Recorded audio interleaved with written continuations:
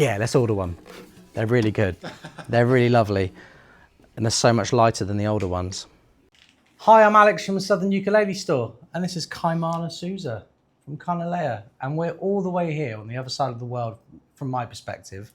Pretty close to home for you. Yeah, this is my favorite spot. Yeah. We're here to talk about Kanile'a. There's so much going on. We've spent the whole day going around Kanile'a's stores and talking to the people involved. I met some of the team for the first time. You've got so many people here that have been here for 9-10 years plus, and they all seem happy to be here. Or was it because it's Friday afternoon and they're about to leave for the weekend? No, everybody really does love to be here.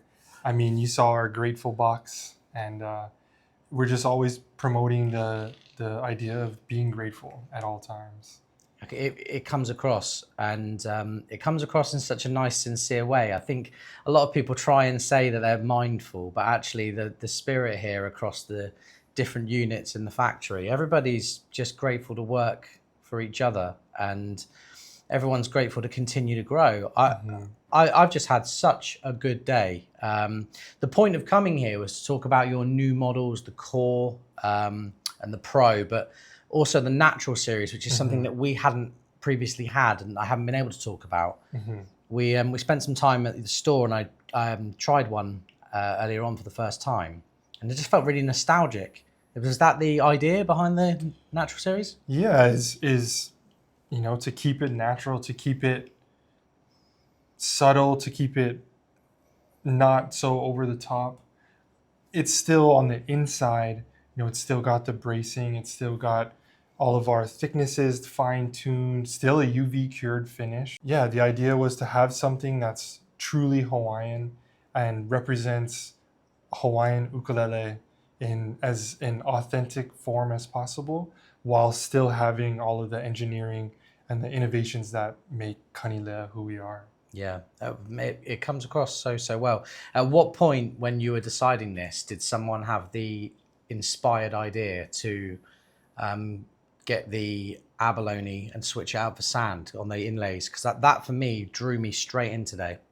What's really cool about that story is the idea for that, for the honus and the islands to sand, actually came from Scott and Kaleo, who you got to meet. Really? Yeah. Oh, that's lovely. Part of the team. We weren't even going to have the honus or islands naturals originally until they brought it up. So 2 members of the team brought it up to us that we should do a honus and islands natural with sand instead of the abalone, take off the binding, take off all the bling, and keep it raw, keep it Hawaiian. And people must think that you use tons of sand. but Yeah. it doesn't appear that way at all. I haven't seen you do the process today. Yeah, it's one of the common misconceptions. People are a little worried that we're taking a bunch of sand from the beach. But yeah, snack size Ziploc bag will last us 3 years. And we sift all the finest sand through one of those electric flour sifters. Yeah. To get all the fine stuff so that it's real smooth, real even, and just really clean and really bright white. So the Natural series, definitely something that we're going to explore at Southern Ukulele Store this year. I'm doing that thing. When I'm around Hawaiians, I try and say ukulele rather than ukulele. And I'm going to confuse myself in a minute, and I'm going to have a complete crisis of confidence about how to say the word. We talked previously on the YouTube channel about the Core and the Pro series, but I mean, those 3 tiers today, and seeing how they're produced and seeing how refined all of it is, was this something you were planning for quite a long time, or is this something that kind of evolved quite quickly? It was a pretty quick evolution. The idea was to create better value for the players. That's why the price of the naturals actually came down, which in this day and age is pretty unheard of in any industry. Yeah, that was the first thing I noticed when we were in the store today. Is I think the first one I picked up, I said, this is really good value for money. And that was what you were trying to do with the original OHA series 5-6 years ago. Exactly. And it wasn't possible. Right. And I mean, not to bring up something that's not available, but with the OHA, our idea of using mahogany, a cheaper tone wood than koa, actually was what hurt us. because it's not ours. It's not I mean, abundant. Yeah. we're standing 30 feet away while we're filming this from our milling operation. And when we mill koa, we mill it to the exact detail. We know exactly what we're getting. When we buy mahogany, we're just buying sets. And we actually ran into more issues with mahogany than we anticipated. And so the mahogany usage, which was our idea to save money and keep the value or keep the price down, actually was the downfall. Yeah. So that's why now with the natural, of course, it's not quite the same price. Things are way different now. The world has changed though. Yeah. It's, you know, it's like anything, you know, Kanile'a is a luxury instrument. It's made in Hawaii. You know, there's lots of factors in there. I always think that it's cruel for people to look at a price and say, well, you know, how is it here? Is it that way? I mean, having seen the team here today, you know, you've got 4 members of a family and a team of people that have been here a decade. That's so much experience. That's generational experience.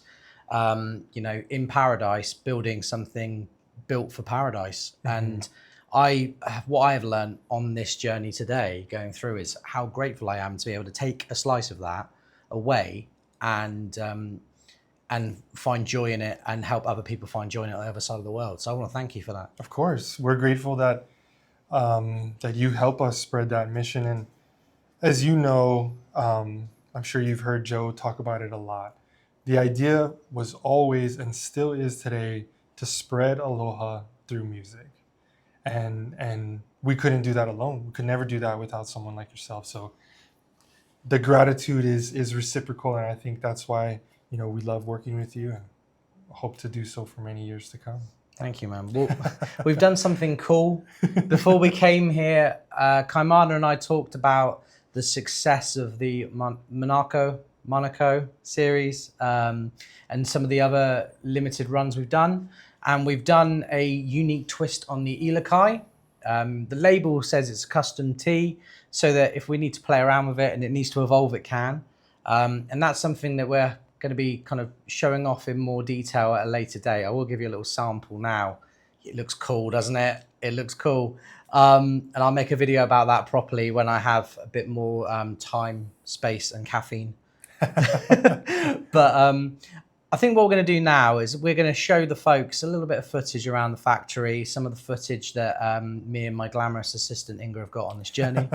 And then I'm going to show you guys a glimpse at one of Kanile'a's stores, their store at Winwood Mall. In 2025, Kanile'a relaunched this Natural Core and Pro series. You've probably heard me talk about it for the last 10 minutes or so. But I hadn't had my hands on many natural Kanile'a ukuleles, and it was really interesting to see a modern natural Kanile'a, how light it was, and how they've made the change from abalone to sand inlays on the Natural Series ukes. For example, we've got H&S Teen Natural here I'm going to play for you. I just thought it looked gorgeous, really traditional, but with that Kanile'a detail.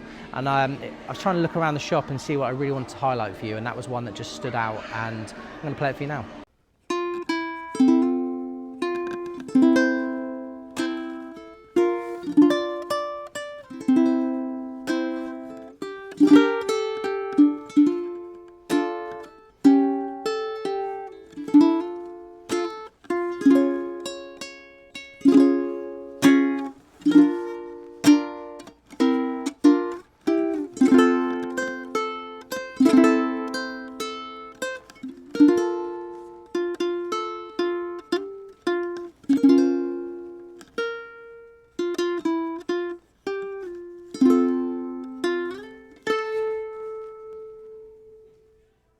Strange thing to experience. This is a core. Is this the core one? Yeah. Yeah, this just stood out to me on the shop floor. So this is the first D1 soprano core that I've ever played. We've got, at the time of filming at the shop, a D1 tenor pro. And I just think that this is what's really exciting. It wouldn't surprise me if by the end of the year, certainly at Southern Ukulele Store, this D shape becomes the standard kind of K1 equivalent, because it's so iconic, even from a distance, even on the wall in a shop. And it sounds like a concert. Let's give it a play.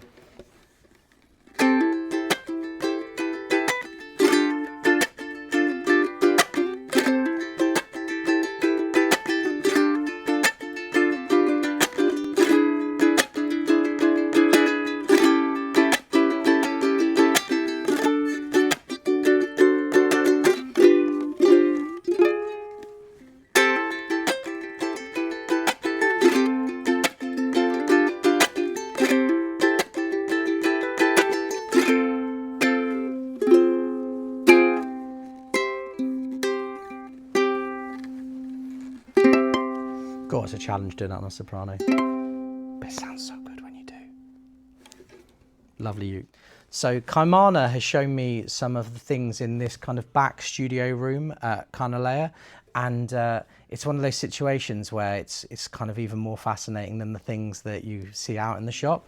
So this is a 2003 uke that Joe made that I thought it was a cedar top. Kaimana just said he thinks it's a spruce top. So let's just say it's some kind of really cool spruce cedar wood with Brazilian rosewood on the back and sides.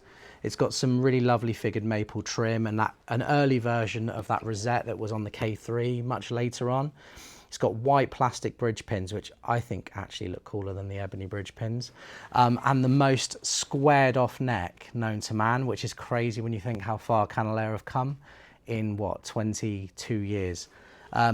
Grover tuners and just a lot of vibe on this ukulele. So let's give it a play and see what you think.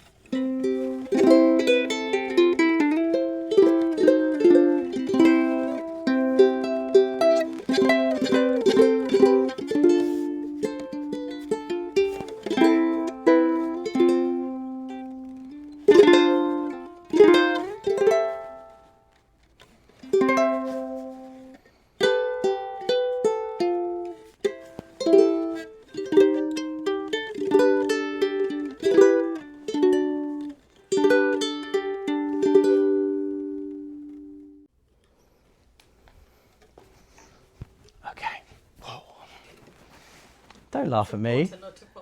Don't fall off the chair, especially when it's being recorded, yeah.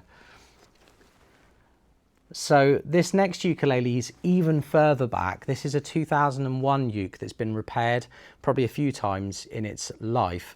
Has a bear claw spruce top with a really lovely dark figured koa. But as Kaimana and I were just discussing before the camera rolled, the real thing about this is the bling. Everything that could possibly have abalone trim on it does. The front and back have that cream binding, but there's abalone down it. It reminds me of the Big Islands, you know, those really regal royal ukuleles that we've looked at in the past. The back has that herringbone bit down the bottom, but all the way up the fingerboard, you've got abalone trim, you've got abalone dots.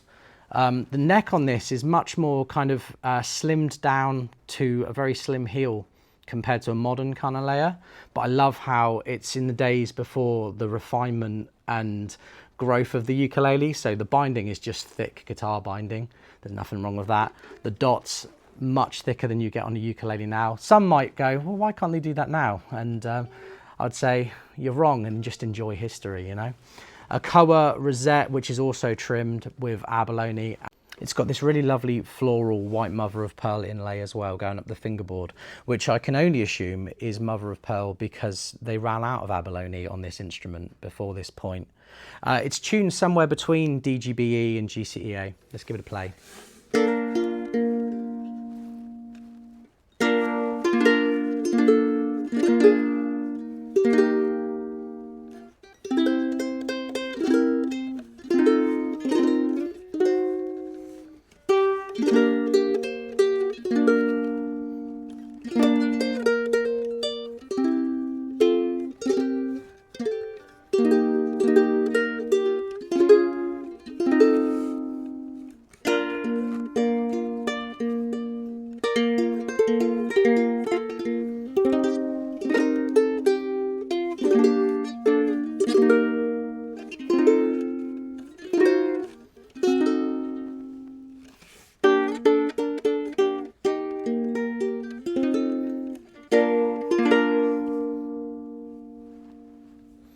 Oh wow, even the bridge on this has, it's like a cream binding either side and abalone.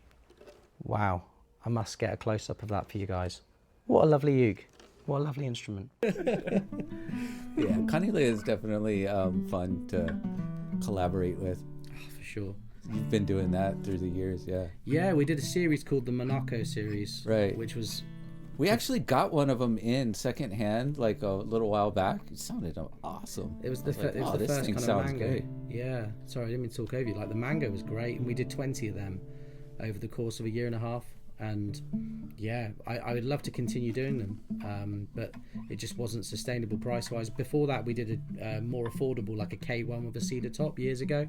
That was always popular, and this is like a custom take on the Ilokai that I'm hoping we can collaborate with each other on if you want to. They've made enough stain in this color to do 4 or 5 pieces. I've got this left-handed one here that I'm taking. I've got a right-handed super tenor that I'm going to have shipped to us. And if you guys would like to be the other shop selling this, then you know there is a normal tenor ready, and they're happy to work with you on it. Yeah, the one that you brought by today. Yeah. Looks great. Yeah, so Yeah. that might be at Ukulele site soon, but it'll definitely be at Southern Ukulele Store. Yeah. Yeah. Very cool. This one is kind of a Rasta green. So somebody Rasta green, love it. Yeah. Oh, I love it. Yeah, man. Yeah, man. Yeah, man. No, Somebody will like that. the idea behind it. So we were trying to go for like seafoam green. Like I ride scooters, like old Vespers, and we're trying to kind of get a color close to that kind of European color. But then Kaimana was telling me when I said I was coming here, he was telling me about the beaches that he, like the beaches to go to, and I don't know if I can remember words. It like Sandy Beach. The Hawaiian word is Vavamelu, something like that. I'm not good at this. I don't want to get it wrong. But We call it Sandies. yes, the famously, it's not actually used. The Hawaiian word isn't used, but I didn't even know there was a Hawaiian word for that. yeah, there you go.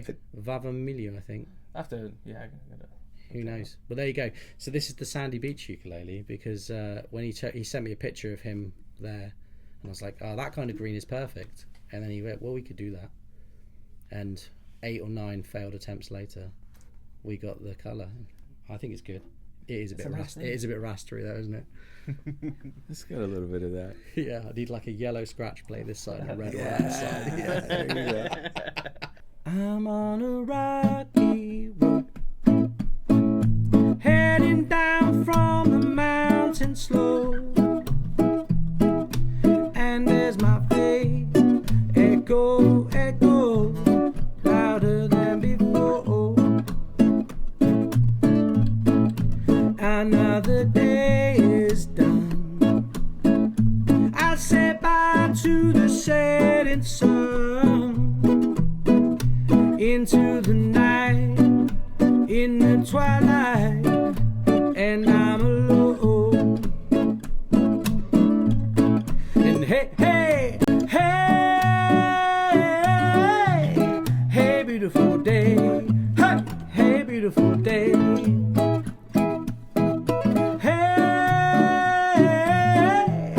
Hey, beautiful day.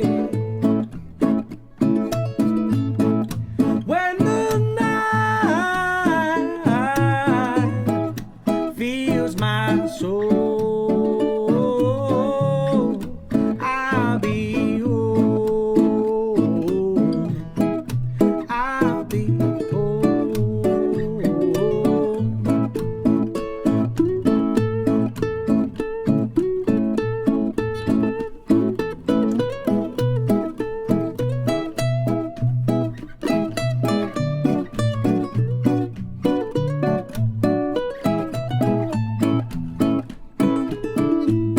And hey,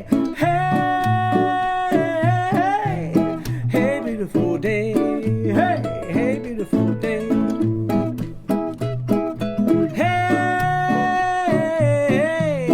Hey, beautiful day, hey, beautiful day. When the night feels my soul, I'll be home. I'll be home. When the night feels my soul.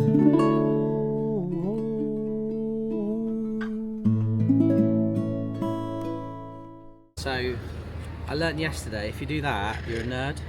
If you do that and just really basically just drop your fingers hanging loose, that's the whole point.